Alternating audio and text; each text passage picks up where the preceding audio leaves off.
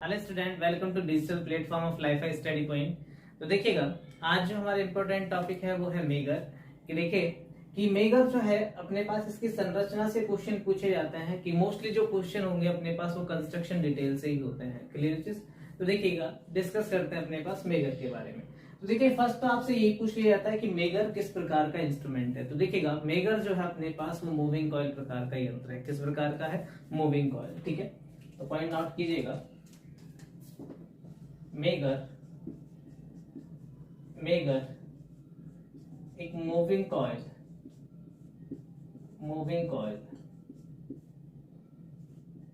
प्रकार का यंत्र है।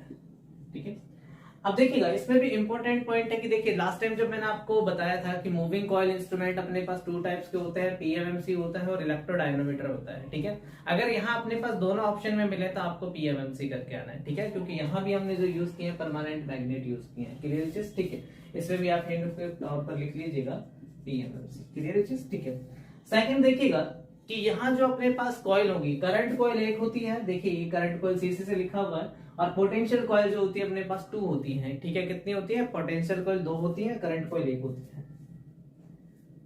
मेगर में 2 पोटेंशियल कॉइल होती है। पोटेंशियल कॉइल, इसे प्रेशर कॉइल भी बोला जाता है। क्या बोला जाता है? Pressure coil. Pressure coil. ठीक है, दबाव कुंडली। 2 प्रेशर या 2 पोटेंशियल या प्रेशर कॉइल होती हैं। एक करंट कॉइल होती है। एक करंट कॉइल होती है। ठीक है, क्लियर। यहां तक दोनों पॉइंट क्लियर हो गए होंगे अपने पास। अब देखिएगा कि यहां जो अपने पास है कि हैंड ड्राइव और जनरेटर का यूज किया जाता है। देखिए, ओम मीटर में जो यूज करते थे हम, बैटरी यूज करते थे। बैटरी के साथ प्रॉब्लम ये थी कि समय के साथ उसका ईएमएफ डिक्रीज होता है। ठीक है, और उसके कारण जो रेजिस्टेंस की वैल्यू मेजर करते हैं हम, वो अपने पास क्या आती है? रॉन्ग रीडिंग आती है। क्लियर चीज। तो यहाँ क्या है कि उसको रिप्लेस किया गया किससे? हैंड ड्राइव और जनरेटर के द्वारा। ठीक है, और ये जनरेटर जो होगा वो अपने पास डीसी शंट जनरेटर होगा। ये भी नॉर्मली पूछ किया जाता है। ठीक है, नेक्स्ट पॉइंट लिखेगा, मेगर में हस्तचालित जनित्र का उपयोग किया जाता है। जनित्र का उपयोग किया जाता है। ठीक है, यह सामान्यता डीसी शंट जनरेटर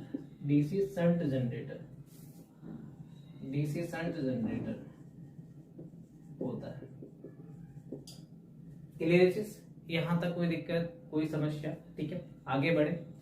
अब देखिएगा, ये पॉइंट तो क्लियर हो गए अपने पास। अब देखते हैं स्केल के बारे में बात करेंगे। स्केल जो होगा इसका नॉन लीनियर होगा, डेफिनेटली नॉन लीनियर होगा, क्योंकि और यहाँ अपने पास जो है इसका स्केल होता है अन्य इंस्ट्रूमेंट से क्या होता है? जस्ट उल्टा होता है। और इंस्ट्रूमेंट में 0 जो मिलेगा आपको बाई तरफ मिलेगा, यहाँ अनंत आपको बाई तरफ मिलता है, 0 दाई तरफ मिलता है। क्लियर चीज। तो ये क्वेश्चन भी एग्जाम में पूछ लिया जाता है कि किस इंस्ट्रूमेंट का पैमाना जो होता है अन्य इंस्ट्रूमेंट की तुलना में विपरीत होता है।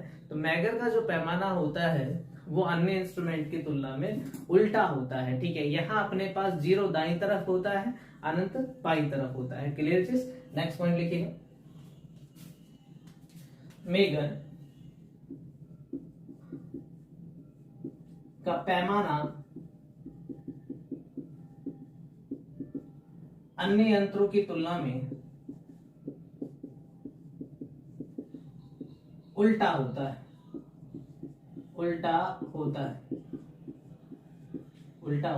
ठीक है, तो जनरली आपसे जो क्वेश्चन पूछता है एग्जामिनर, या तो ये पूछेगा ये पूछेगा कि मेगर में अपने पास 0 किस टाइप होता है, किस तरफ होता है? तो दाई तरफ होता है। ठीक है, तो पॉइंट नोट कीजिएगा, मेगर में 0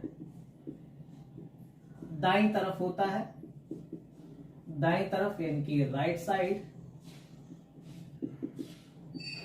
तथा अनंत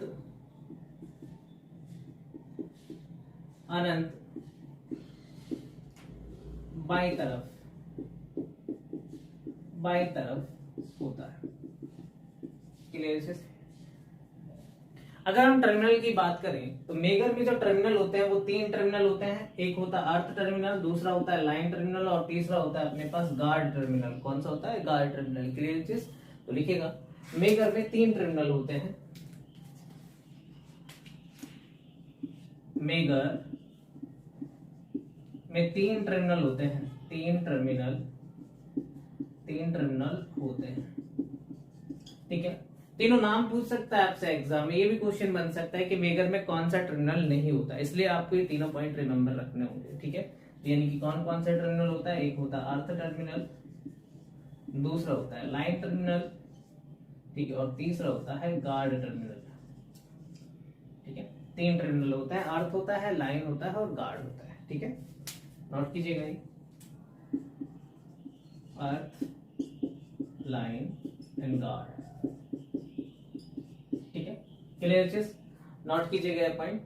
अब देखिएगा कि जो मेगर है, मेगर की पोटेंशियल कॉइल जो है वो किसके बीच में जुड़ी होती है? तो देखिए ये प्रेशर कॉइल है, प्रेशर कॉइल अपने पास ये हो गया अर्थ टर्मिनल और ये हो गया गार्ड टर्मिनल। तो प्रेशर कॉइल किसके बीच में जुड़ी होती है? अर्थ टर्मिनल और गार्ड टर्मिनल के मध्य जुड़ी होती है। ठीक है, तो ये क्वेश्चन भी पूछा गया था प्रीवियस ईयर के एग्जाम जो अपने पास जेमिनल का हुआ था आपका लाइनमैन का, वहां से ये क्वेश्चन पूछा गया था। क्लियर चीज?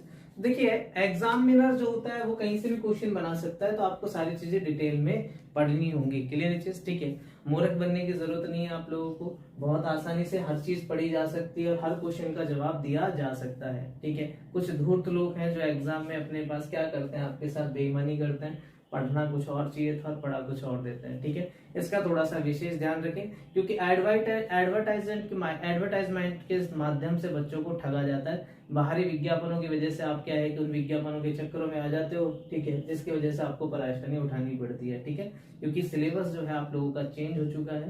ठीक है, पहले लेवल अपने पास 5 चलता था, अब लेवल 6 आ गया है। ठीक है, किताबें उठा के देखो बहुत कुछ बदला है कि 2016 से लेके 2018 के बीच में सिलेबस क्या था और 2016 से लेके 2021 के बीच में सिलेबस क्या हुआ है। ठीक है, एग्जाम में ऐसा ना हो कि आपके साथ मुंह की पानी पड़े। ठीक है, इसलिए नए वीडियो के साथ आप आगे बढ़े। ठीक है, और सारी चीजों को अच्छे से समझे ताकि आपका सिलेक्शन हो जाए। ठीक है, अब देखिए आगे बढ़ते हैं अपने पास कि ये पॉइंट आपने नोट कर लिए होंगे।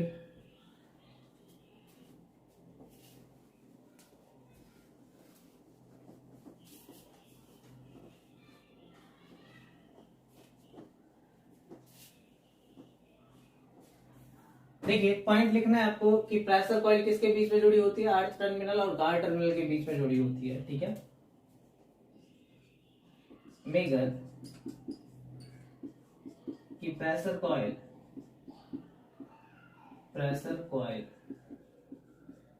मेगर कि प्रेशर कॉइल अर्थ टर्मिनल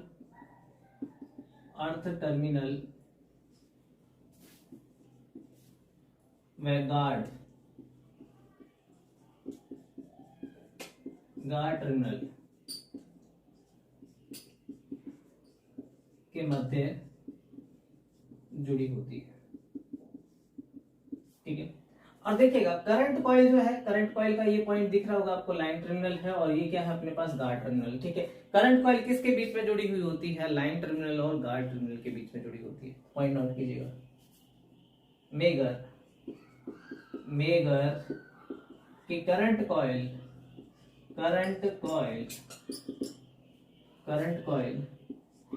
लाइन टर्मिनल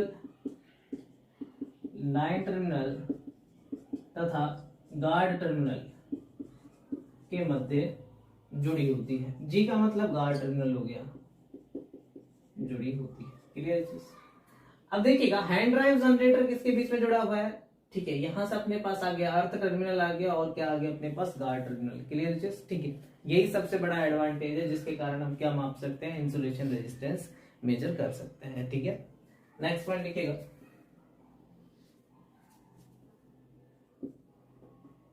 हस्तचालित जनित्र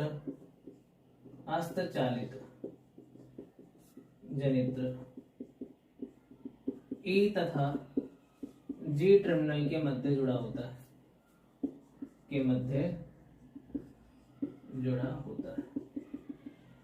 ठीक है, देखिए ये तीनों अपने पास क्या हो गया? टर्मिनल की बात हो गई। अब देखिए अननोन रेजिस्टेंस कहाँ जुड़ेगा, अननोन रेजिस्टेंस यानी अज्ञात प्रतिरोध को कहाँ जोड़ा जाता है अपने पास, ठीक है, ये RX दिख रहा हो गया लाइन टर्मिनल और अर्थ टर्मिनल के मध्य जोड़ा जाता है। क्लियर चीज, ठीक है। लिखेगा नेक्स्ट पॉइंट, अज्ञात प्रतिरोध को, अज्ञात प्रतिरोध को E तथा L टर्मिनल के मध्य जोड़ा जाता है, के मध्य जोड़ा जाता है। क्लियर चीज, ठीक है।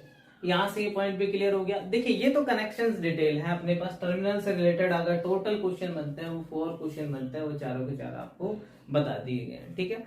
और दूसरा नेक्स्ट इसमें से ये पूछ लेता है कि जो कंट्रोलिंग टॉर्क है मेगर में वो किससे मिलता है, कंट्रोलिंग टॉर्क मेगर में कॉइल से मिलता है। किससे मिलता है, कॉइल से मिलता है। ये काफी इंपॉर्टेंट है, बार बार एग्जाम में रिपीट करके पूछा जा रहा है, ठीक है। तो नोट कीजिएगा ये पॉइंट, नियंत्रक बलाघूर्ण मेगर में कॉइल के द्वारा प्राप्त होता है, ठीक है।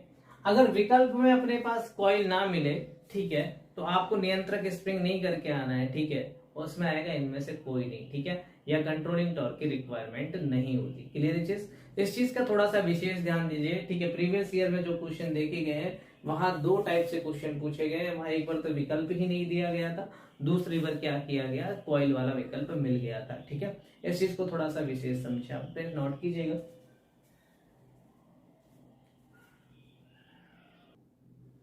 नोट कर लिया होगा आपने। तो देखिए ये डिटेल थी अपने पास, किस तरीके से ये अपने पास काम करता है। अब एक छोटी सी डिटेल और देखनी है अपने पास, जो मेगर में जो हम यूज कर रहे हैं, जो जनरेटर यूज करते हैं, ठीक है, इसकी मैक्सिमम आरपीएम कितनी हो सकती है, इससे रिलेटेड कुछ क्वेश्चन और पूछे जाते हैं। मैक्सिमम जो वोल्टेज होता है वो कितना होता है, तो वो क्वेश्चन और पूछे जाते हैं, ठीक है। तो देखिए इसके बारे में चर्चा करते हैं। देखिए जो मेगर है अपने पास, मेगर में अपने पास जो मैक्सिमम वोल्टेज जो जनरेटर यूज करते हैं, वैसे तो कोई परिसीमा नहीं दे रखी है, फिर भी आपकी जो बुकों में लिख रखा है वो 600 वोल्ट दे रखा है, ठीक है। बाकी अपने पास जो ऑपरेटिंग पोटेंशियल कॉइल अपने पास 1000 वोल्ट भी हो सकता है, 11 kV भी हो सकता है, ठीक है। लेकिन परस्पेक्टिव जो आपके बुकों के अनुसार जो मानते हैं वो 600 वोल्ट को मानते हैं। उसी तरीके से जो आरपीएम देखी जाती है वो 160 आरपीएम देखी जाती है। क्लियर चीज, लिख लीजिएगा, मेगर में उपस्थित, या फिर ऐसे लिखिएगा, मेगर में उपयोग किए जाने वाले जनित्र की चाल का मतलब हो गया यहाँ स्पीड, अधिकतम 160 आरपीएम होती है, ठीक है।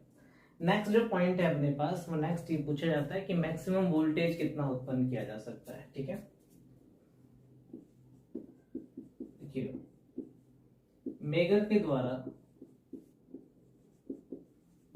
अधिकतम उत्पन्न वोल्टेज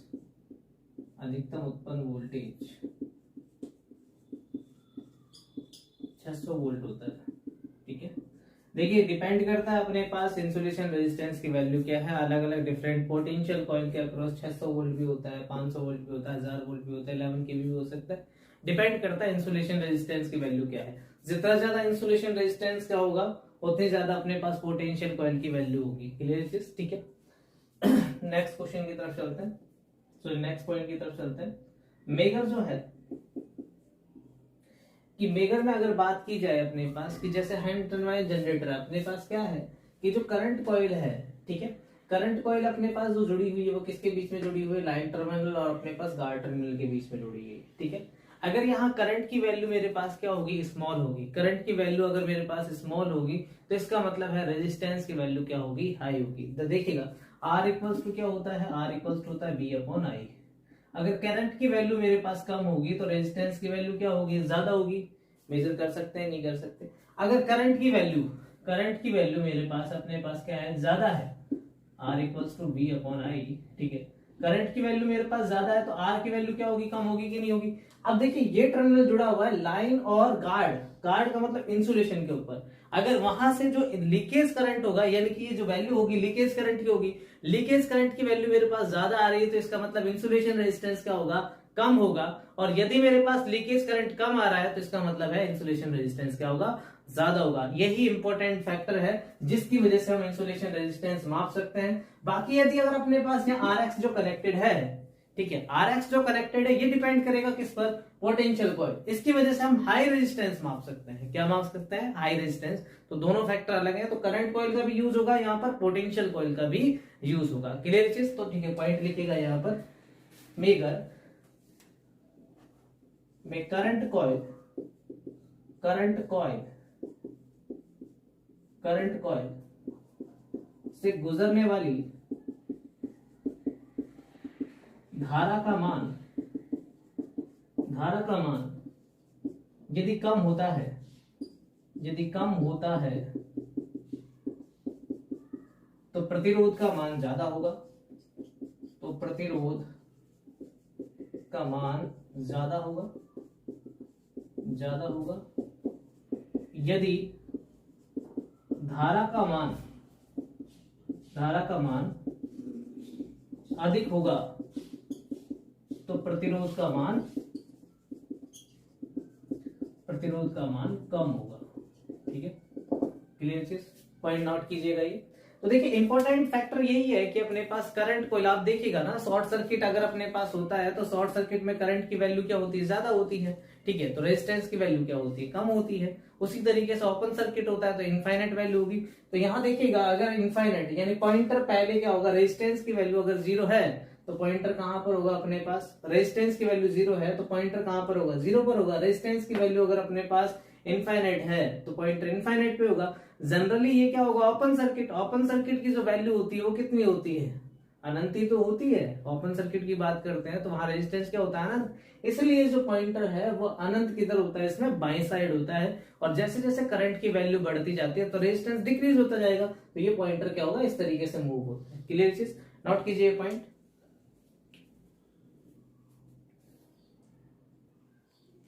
तो देखिएगा ये हो गई अपने पास किसकी, करंट कॉइल की। इसी तरीके से पोटेंशियल कॉइल की बात करें, देखिए पोटेंशियल कॉइल होगा अपने पास, यहाँ दो पोटेंशियल कॉइल है, V2 और V1।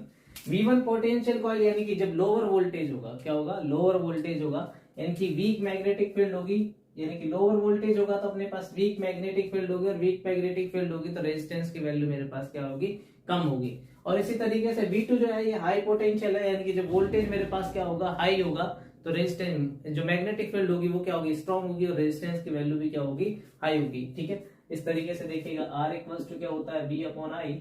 अगर वोल्टेज हाई होगा तो रेजिस्टेंस की वैल्यू हाई होगी, और वोल्टेज अपने पास कम होगा तो रेजिस्टेंस की वैल्यू क्या होगी, कम होगी। क्लियर चीज। तो यानी कि हाई रेजिस्टेंस को इसलिए मापा जा सकता है इसके द्वारा, क्योंकि जो पोटेंशियल कॉइल होगा अगर हाई वोल्टेज आएगा इसके अक्रॉस तो इसका मतलब क्या होगा, रेजिस्टेंस की वैल्यू क्या होगी, हाई होगी। और यदि अपने पास वोल्टेज कम आएगा तो रेजिस्टेंस की वैल्यू क्या होगी, कम होगी। तो इससे हाई रेजिस्टेंस भी मापा जा सकता है और इंसुलेशन प्रतिरोध भी मापा जा सकता है। तो पॉइंट नोट कीजिएगा, मेगर के द्वारा, मेगर के द्वारा उच्च प्रतिरोध, उच्च प्रतिरोध तथा इंसुलेशन प्रतिरोध, इंसुलेशन प्रतिरोध को मापा जा सकता है, मापा जा सकता है। ठीक है, तो ये था अपने पास मेगर। नेक्स्ट सेक्शन में जो मिलेंगे हम अपने पास ओम मीटर या फिर पावर फैक्टर मीटर के साथ मिलेंगे। Okay, thank you.